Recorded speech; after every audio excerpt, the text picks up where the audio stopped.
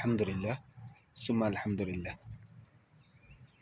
আসলে আদর্শ দিয়ে আদর্শকে মোকাবেলা করতে হয়।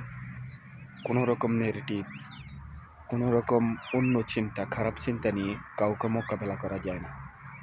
এবং আদর্শ দিয়ে আদর্শের মোকাবেলা করতে হয়। তার প্রমাণ বাংলাদেশে আরেকবার হলো। আপনি আদর্শকে জোর, শক্তি খাটিয়ে কোনোদিন মোকাবেলা করতে পারবেন না।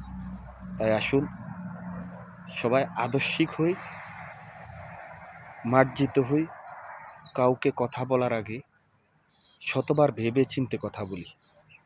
তাহলে আল্লাহর রহমত হবে, বিজয় হবে। নয়তো কখনো জোর খাটিয়ে কোনো মিথ্যে অপবাদ দিয়ে কাউকে মোকাবেলা করা যাবে না। সত্যের বিজয় একদিন হবেই। যারা সত্যের পক্ষে আছে তাদের বিজয় হবেই। আসুন সবাই মিলেমিশে কাজ করি, দেশটাকে ভালোবাসি, দেশের মানুষকে ভালোবাসি। আল্লাহ হাফেজ।